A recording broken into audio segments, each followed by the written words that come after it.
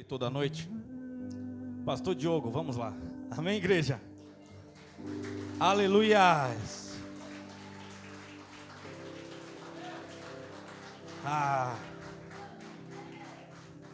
Deus vai te pegar nessa noite. Tem algo gostoso aqui. A esfera tá boa, tem corações receptivos. E Deus resolveu ser generoso essa noite com uma palavra. O título dessa mensagem seria: Quando Satanás diz que você não é, e quando você descobre que você não é. Interessante. Abra sua Bíblia comigo no Evangelho de Cristo, qual escreveu o Dr. Lucas. O capítulo é de número 22 e o verso é de número 31. Quem achar e puder se colocar de pé em reverência à palavra, por favor. Prometo ser bem breve e sucinto nessa noite. Não quero me delongar nas aplicações, mas confesso a vocês que essa palavra ela me pegou demais hoje.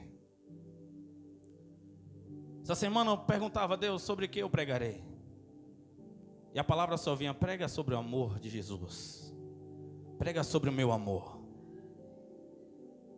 E sabe, eu andei por uns títulos, pelos temas, inclusive no capítulo 9 de Atos, quando o apóstolo Paulo pergunta: quem é você? Quem é Jesus? Eu fiquei apaixonado por esse texto, mas quando eu estava quase concluindo, Deus ele me trouxe a memória sobre Pedro. E Pedro é um cara diferenciado quando se fala do amor de Jesus para com ele. Porque Pedro era um homem que achava que ele amava Jesus igual Jesus o amava. Ele achava que o amor dele era equiparado ao amor de Jesus. Ele olhava para Jesus e falava: meu amor, o que eu tenho por você é a mesma coisa que você tem por mim. Você não me ama mais do que eu te amo. Na cabeça de Pedro ele pensava assim.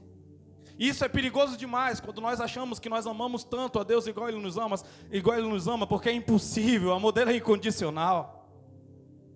Nós ainda somos feridos pelas nossas emoções, pelos nossos sentimentos. Lucas 22, 31. Nós ainda somos feridos ainda pelos nossos comportamentos, pelos nossos temperamentos. Ainda estamos nessa terra e de fato é necessário o quê? Vamos lá. Lucas 22, 31, 34. Você ama Jesus igual Jesus te ama?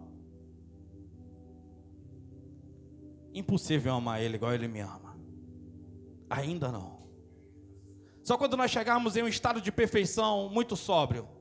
Só quando nós chegarmos em um estágio de maturidade muito acima da média. Quem achou, dá um glória a Deus bem forte? Todo mundo, vamos lá. Diz assim: Simão, Simão, eis que Satanás já recebeu autorização para vos peneirar como trigo. Na tradução de quem está a cirandar. Fala um amém aí. Algumas pessoas, beleza. Na tradução de quem está a peneirar, dá um glória a Deus bem forte. Vamos lá. Eu mesmo, verso 32. Eu, entretanto, roguei por ti, para que tua fé não se esgote. Fala comigo. Jesus não impediu o peneiramento de Pedro, mas ele orou para que a fé de Pedro não se esgotasse. Aleluia, ele é demais. Ele é demais. Tu, pois, quando te converteres, fortalece os teus irmãos. Repita comigo: Pedro não era convertido, ele era convencido. Vamos lá, meu Deus. Demais, vamos lá. Jesus, vamos lá. Nos dá força, Pai, por favor. Mas Pedro replicou: Senhor, estou pronto para ir contigo, tanto para a prisão quanto para a morte. Contudo, predisse-lhe Jesus: asseguro-te, Pedro, que antes que o galo cante hoje 3 vezes, negarás que me conhece. Pode colocar a Bíblia no teu assento? Vamos lá, até aí tá bom, suficiente. Ora por você. Pedro, ele não sabia quem ele era de fato. Satanás tinha lá suas dúvidas e algumas convicções. Jesus tinha certeza e convicção de quem era Pedro. Tanto quem ele era naquele momento, quanto quem ele seria em dias futuros. Eu estou querendo dizer para você nessa noite que Jesus sabe quem você foi, quem você é e quem você será. É por isso que você está aqui nessa noite, porque não foi vós que escolheste a Ele, mas Ele escolheu você. O amor dEle fez com que Ele te escolhesse. Ele te trouxe aqui hoje, nessa noite, para poder te abraçar, para poder falar sobre os dias futuros, falar sobre um tempo de maturidade, um tempo de amadurecimento e um tempo de peneira. Deus, nós te amamos por aquilo que Tu és, Pai. Não te amamos como o Senhor nos ama, mas nós estamos aprendendo nesses dias, Pai, a necessidade de aprender a te amar, a necessidade de levar conosco, Pai amado, aquilo que o Senhor resolveu confiar em nós, Pai. Senhor, eu sei que tem uma palavra aqui que nos pegará em dimensões diferentes, nos pegará em esferas diferentes, Senhor. Nós estamos sedentos, famintos, nós estamos, Pai amado, completamente entusiasmados, Pai amado, com aquilo que o Senhor nos revelará nessa noite de encontro, Pai. Fica à vontade, Pai amado, para o Senhor falar aos nossos corações, porque nós queremos ser tocados de maneira poderosa, Pai. Fala Tu, Senhor, não eu. Em nome de Jesus. Amém. Podemos assentar. É necessário nós compreendermos que quando Jesus ele está nesses últimos minutos, ele aqui ainda não foi ainda para o Calvário, ele ainda aqui não tinha ido nem para o Getsêmani.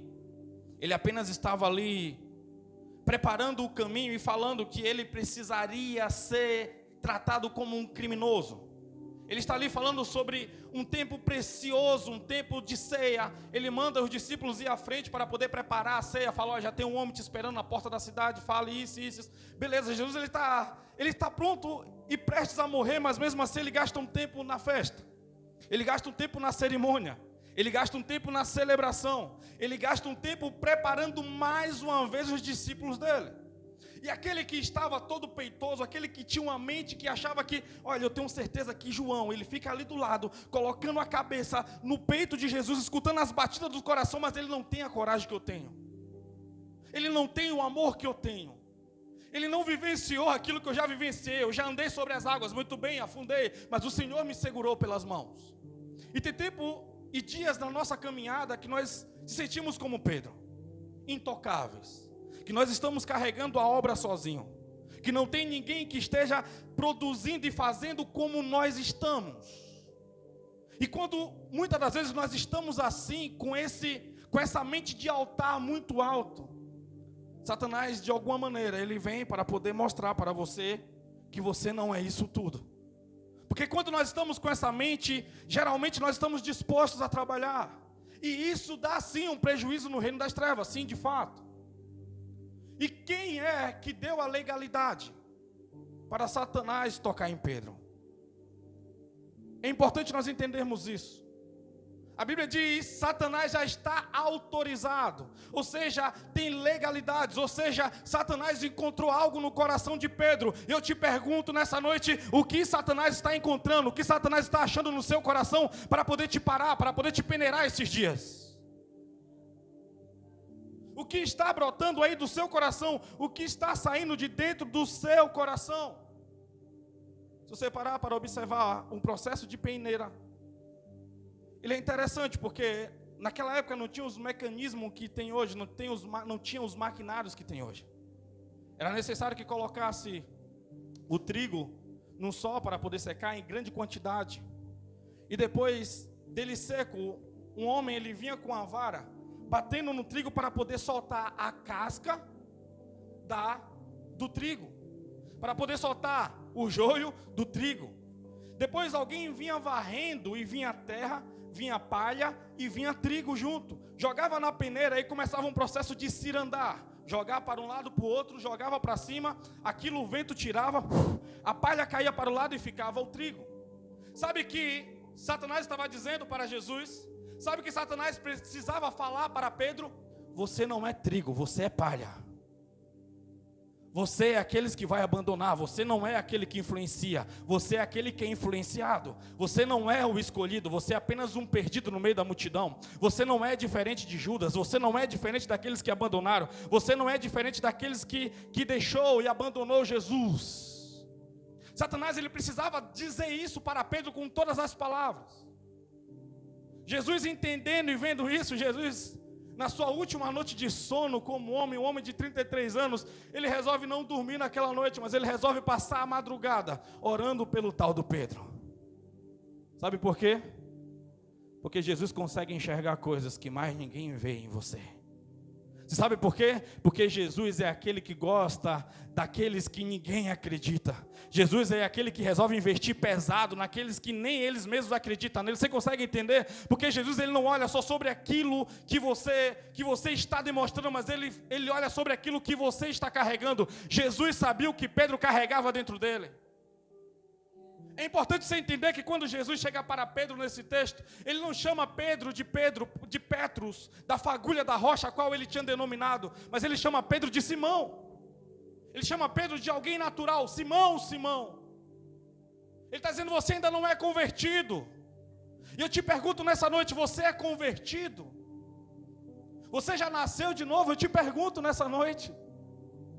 Não é sobre você ser convencido a algo, mas é sobre as sementes, é sobre os frutos, é sobre o que você carrega. E é interessante você entender isso quando você se descobre essa identidade, a qual Satanás ele vem oprimindo, a qual ele vem liberando as palavras sobre você. E é necessário você entender a sua identidade para esses dias. Porque o convencido, ele não toca nas esferas que o convertido toca. O convencido não atravessa portas a qual os convertidos podem entrar. O convencido não tem autoridade sobre demônios igual o convertido tem. O convencido, ele é facilmente ofendido. O convertido, ele não tem tempo para ofensas. Você consegue entender?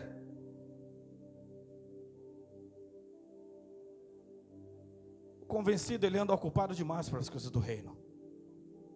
O convertido, ele vendia a casa, ele abandonava a família, ia pregar sobre o evangelho, ia falar sobre Jesus.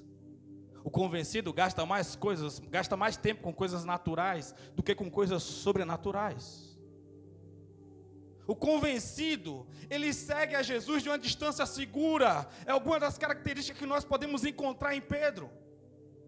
Quando chega no capítulo 18 de João, Pedro ele passa a seguir Jesus de uma distância segura, porque ele começa a entender a importância da vida dele depois de uma frustração. Qual frustração?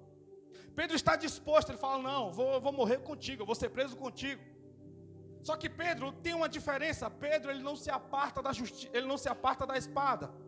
O que é não se apartar da espada? Está falando sobre justiça própria. Porque é necessário, nesse próprio capítulo 22 de Lucas, a qual nós lemos, Jesus ele fala, olha, o tempo que eu estive com vocês, alguma coisa os faltou? Eles falam nada. Então Jesus fala, mas nesse tempo é necessário, aquele que tenha 2 túnicas, venda uma para poder comprar uma espada. Aquele que não tem espada, é necessário que tenha. Aquele que tem 2 espadas, dê a espada para alguém, porque seria tempo de guerra. Mas quando ele fala de Pedro não apartar da espada, ele está falando de uma justiça própria. Ele está falando sobre Pedro não entender o reino. Ele está falando sobre Pedro não entender a identidade de Jesus. Está falando sobre Pedro não entender o sacrifício de Jesus. É sobre Pedro não entender que Jesus era o Messias. É sobre o Pedro que recebeu a revelação do Senhor lá atrás, entendendo que Jesus era o Messias. Alguns minutos depois, Satanás tomando o coração dele, dizendo que Jesus precisava poupar a vida dele. Ele estava preocupado com aquilo que era visível. Ele estava preocupado com aquilo que ele podia tocar, com aquilo que ele podia contabilizar. Porque o convencido, ele contabiliza os feitos dele. Ele calcula tudo o que ele fez. Eu ajudei tal pessoa, eu dei X, eu fiz isso, eu fiz aquilo. Quando ele é frustrado com alguém, ele diz, eu já entreguei, eu já gastei meu tempo com essa pessoa, sabe, ele começa a contabilizar essas coisas para ele ter argumentos por que ele foi ofendido, por que ele foi esquecido. Tem alguém aqui comigo? Você consegue se identificar com Pedro nessa noite? Eu te pergunto. Vamos lá, igreja, vamos lá. Para o convencer das coisas tem que ser do jeito dele, porque ele é altamente orgulhoso. Quando Pedro, ele pega a espada para poder tirar a cabeça de Malco, e Malco se desvia, e a espada pega na orelha de Pedro, o que acontece naquele cenário, naquele momento? Jesus, ele vai caminhando até Malco, com a sua orelha sangrando. Ele pega a orelha de Malco no chão, e cola novamente no corpo de Malco. Aquele momento Pedro ele fica altamente frustrado. Pedro se sente ofendido, magoado, porque ele colocou a vida dele em risco. Ele estava indo contra Roma, ele estava indo contra um soldado de Roma, ele estava colocando a vida da família dele em perigo. Então quando ele vê Jesus fazendo aquilo, ele começa a falar: cara, quem é esse cara? Eu achei que eu conhecia, eu disse que eu estava disposto a ir à prisão com ele, porque a mente de Pedro era a mente de alguém revolucionário. A mente de Pedro era alguém que queria salvar Roma, quando Jesus estava estabelecendo um reino celestial na terra, quando Jesus estava estabelecendo um reino eterno, um reino de cura, um reino de milagre, um reino de restauração, um reino de salvação eterna. Você consegue entender sobre o que Jesus te chamou? Temos os benefícios sim, de servir, andar nessa terra e ter o conforto, mas você precisa entender que ainda não é chegado a hora. Não é sobre esse conforto que nós temos que nos preocupar, mas é sobre estabelecer o reino, é sobre estabelecer o reino, é sobre estabelecer vida, transformação, saúde espiritual. A cosmovisão de Pedro, ela estava contaminada. Porque Pedro, não diferente de Judas, ele ainda guardava um Jesus sendo rei de Roma, um Jesus sendo rei de Jerusalém. E o reino de Jesus era eterno, quando ele fala que daria continuidade ao reino de Davi. Era um reino eterno. Eu quero que você entenda, eu quero que você compreenda nessa noite. Jesus está chamando pessoas para algo que os olhos não contemplam. Jesus está chamando as pessoas para algo que o ouvido não consegue identificar. Jesus está chamando algo para que o tato não consegue sentir. Jesus está chamando algo para um reino não visível, para um reino eterno, para um reino celestial. Você não está entendendo nem compreendendo ainda. Sem convenção você não consegue entender e acessar essas áreas.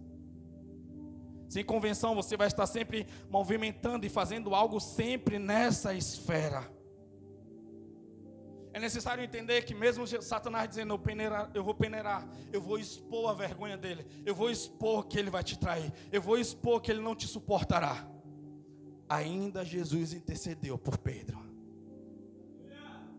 E a Bíblia diz que ele intercede por nós até hoje, à destra do Pai. Ele é nosso advogado até hoje. Ele é nosso advogado, é nosso advogado. Ele diz: filhinhos, não sabeis que existe um advogado ainda, lá em 1 João 9. Você não consegue entender que ele ainda é o seu advogado? Por que você não consultar o seu advogado naqueles dias de frieza no coração?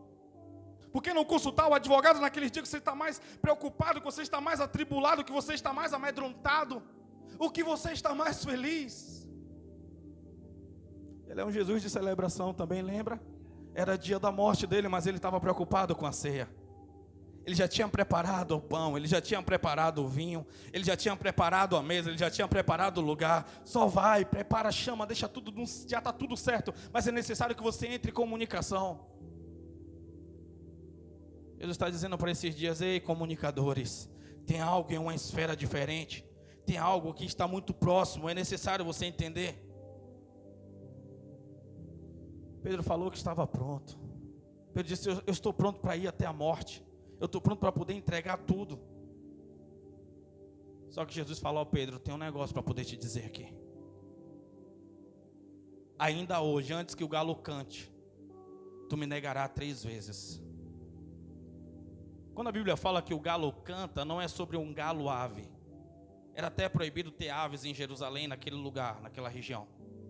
Quando a Bíblia fala antes que o galo cante, era um horário a qual era tocado um tipo de trompete, e os guardas, um tipo de chofar para aquela época, e os guardas, eles mudavam o turno dele. Jesus estava falando antes do mudar do turno dos guardas: antes que o galo cante, você me negarás 3 vezes. Naquele momento eu imagino Pedro como uma ofensa para o coração dele. Quem esse cara está achando que ele é de fato?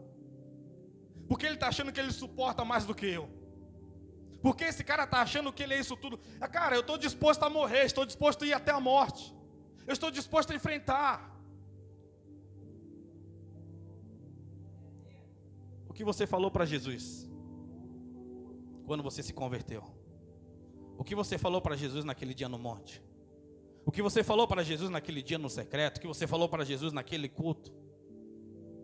O que você prometeu? O que você disse? E eu te pergunto nessa noite, por que você parou? Por que você não está mais movimentando com tanto fervor, com tanto fogo, com tanto amor? Você está esperando o quê? Que o governo mude? Você está esperando o quê? Que o dólar baixe? Você está esperando o quê? Que o seu filho pare de ter trabalho? Que o seu esposo fique melhorzinho? Que a sua esposa fique melhorzinha? O que você está esperando para você ser aquilo que Jesus disse que você é? Necessário é nascer de novo. Importa-vos é nascer de novo. É sobre identidade. Jesus estava falando, Pedro, eu conheço a tua identidade, Pedro. Não é sobre quem tu é hoje, é sobre quem tu serás amanhã. É sobre o encontro da minha ressurreição com você, Pedro. Eu não vou desistir de você. Eu intercedi por você, Pedro. Jesus estava tomando chicotada nas costas, mas a mente dele estava no coração de Pedro. A mente dele estava no coração de João. A mente dele estava no coração dos discípulos. Você consegue entender o tamanho desse amor? Até hoje dizendo, eu estou aqui com você até a consumação do século. Eu estou aqui aguardando a sua resposta. Eu já liberei, já dei ordem aos anjos. Já está tudo preparado. Eu estou esperando na mesa para poder ceiar com você. Tem uma vida, tem uma felicidade, tem um progresso. Tem um propósito na sua vida. É por isso que você está vivo. É por isso que você está viva. Ah, se você entendesse o tamanho do amor dele por você. Ah, se você compreendesse o tamanho do fogo que é aceso no coração e nos olhos dele. Ah, se você conseguir sentir apenas um pouquinho da fragrância do perfume dele. É muito mais que uma religião. É muito mais que um culto no domingo. É muito mais que um culto na quarta-feira. É muito mais que um relógio de oração, que o jejum. É muito mais que qualquer obra feita. Que amor é esse? Ele te leva para uma dimensão diferente, onde os seus olhos se abrem, a escama cai. Você é levado por um vento onde as outras pessoas não conseguem sentir esse vento. O Espírito, ele vem morar em vós. Mas Pedro disse, eu estou disposto a morrer. É por isso que Paulo, entendendo isso lá no livro de 1 Coríntios, capítulo 13, ele diz, mesmo que você dê o seu corpo para ser queimado, se não for por amor, não tem valor algum, de nada adianta. Porque sim, eu sei que existiam mártires orgulhosos. Tem pessoas orgulhosas ao ponto de ir para a prisão dizendo que amam o Senhor com os seus lábios, mas no coração dele Jesus não tem acesso, está batendo até hoje. O lugar de novo nascimento que Jesus preparou para ele está vazio ainda. A cruz que Jesus disse que era dele ainda está vazio. Ele não está na cruz para Jesus poder ressuscitá-lo. Você consegue entender? Talvez você seja alguém convencido há 5, 10, 15 anos. Porque tudo que Satanás quer é que você permaneça sendo convencido, não convertido. Pedro, ele tinha certeza que ele era o cara mais preparado para aquele momento. Pedro, ele tinha uma convicção muito grande. Mas toda a convicção que ele tinha era numa esfera ainda carnal. Era em uma esfera emocional. Ainda estava na alma dele, não tinha sido transferido ainda para o Espírito e nem podia. Mesmo João, mesmo Tiago, mesmo alguns esperando Jesus, estando com Jesus do lado dele no momento da crucificação, ainda eles não tinham o fogo do Espírito, porque ainda não tinha sido soprado, ainda não tinha acontecido o Pentecoste, agora já aconteceu. E aonde está? Se esse vento foi soprado na igreja, aonde você estava? Se esse fogo desceu sobre a igreja, aonde você estava? Vamos lá. Vamos lá. Vamos lá.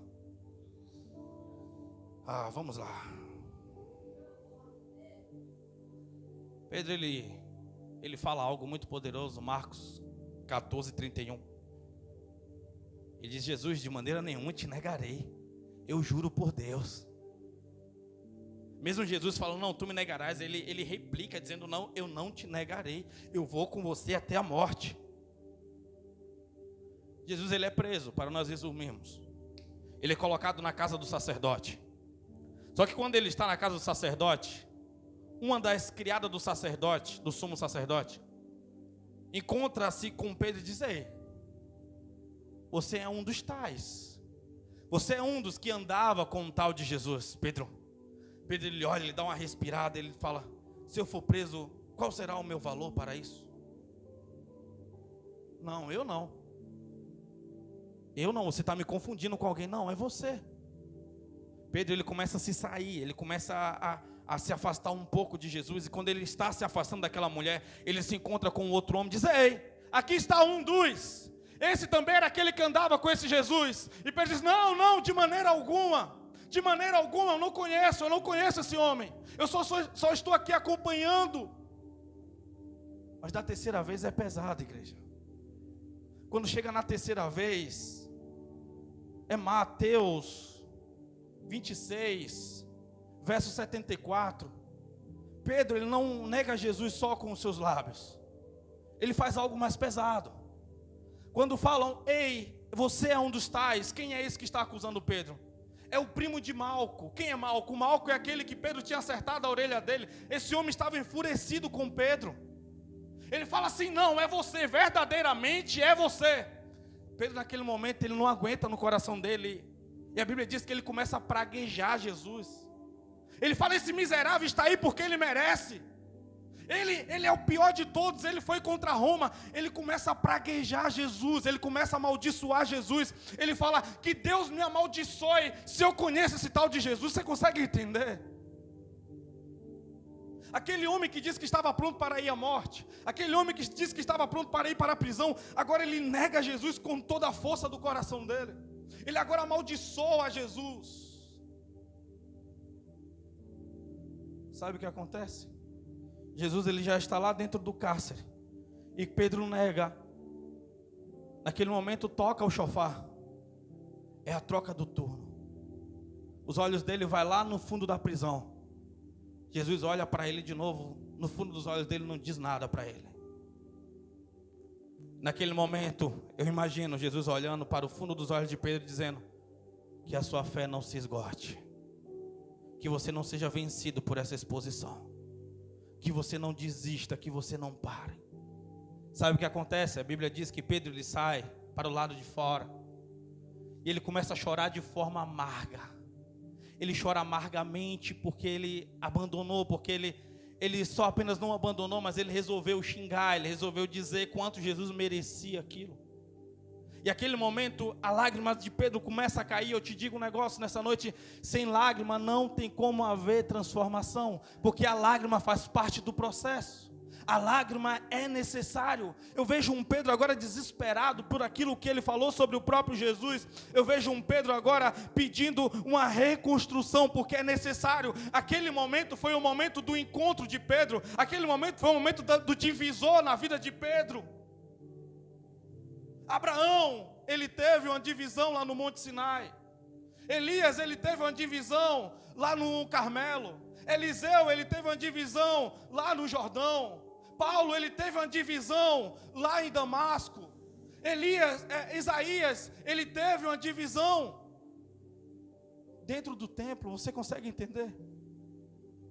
Tem que haver uma divisão antes e depois na sua vida. Tem que haver aquele dia que marcou a tua história. E esse ano de 2025 tem que ser o ano que mudou a sua história, de convencido para convertido, de alguém apenas que admirava para alguém que está disposto a entregar, a queimar a sua vida, a dar a sua vida, independente de quem ou para quem, mas porque você se encontrou com Ele, você ama Ele, o seu coração pertence a Ele. Pedro, ele fala, eu não mereço mais. Não tem por que eu servir, mas esse homem eu neguei.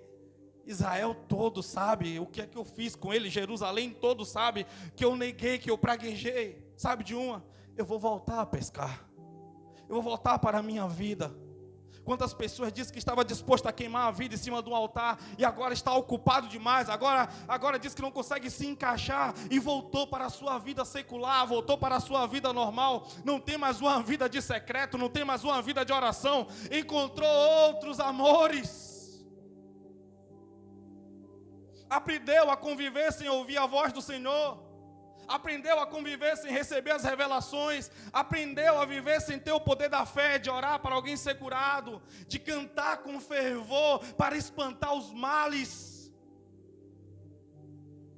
Esqueceu das suas lágrimas no momento de oração, no momento que está sendo imprensado.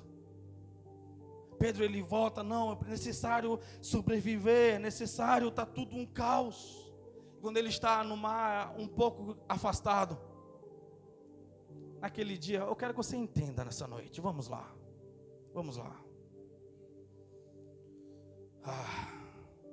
Jesus tinha um negócio diferente com Pedro. Ele ressuscitou, ele deixou um recado para o anjo. Ele diz: olha, vai vir umas mulheres aqui, mas vai vir um tal de Pedro também.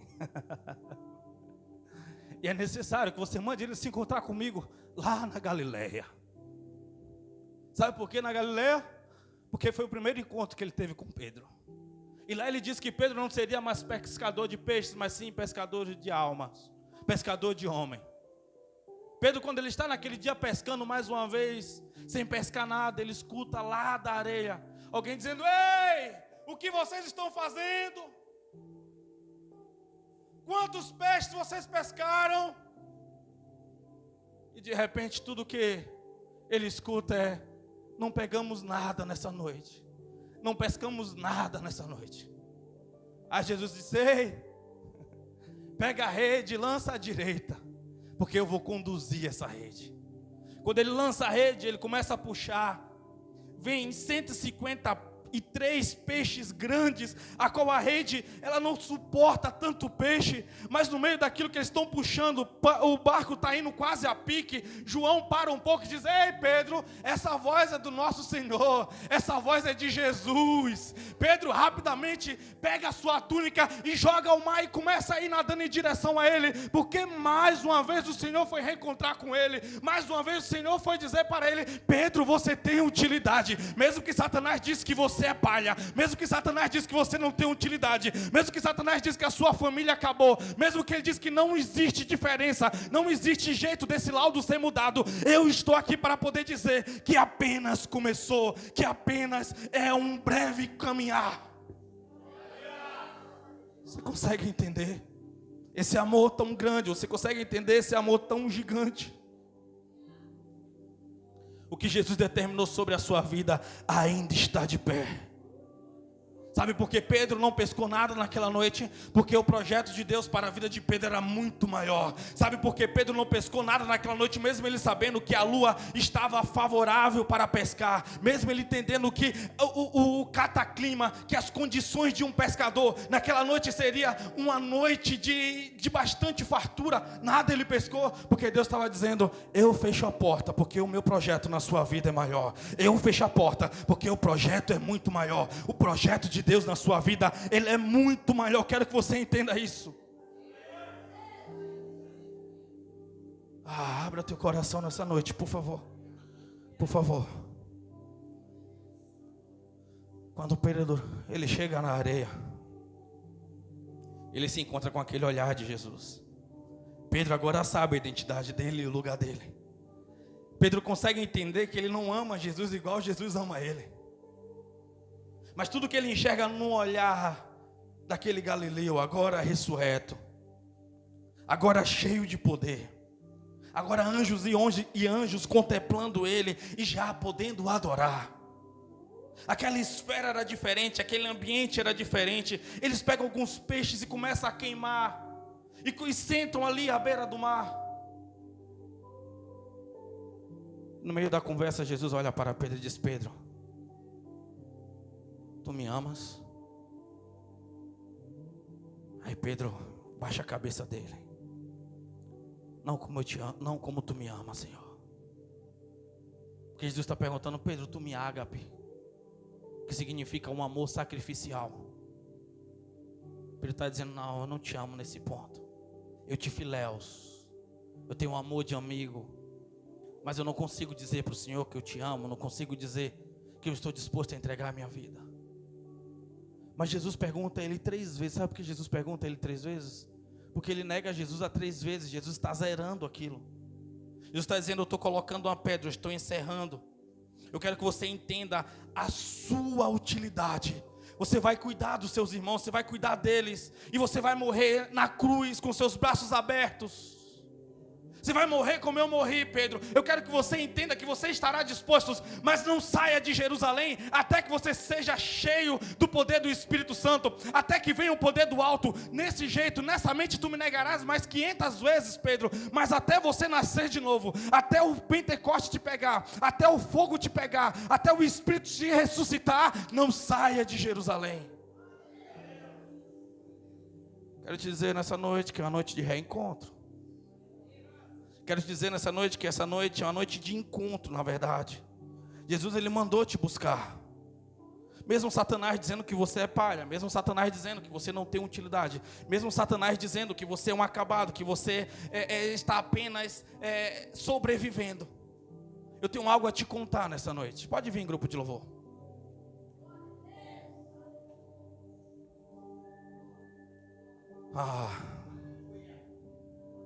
Você é importante no reino. O amor te convida nessa noite.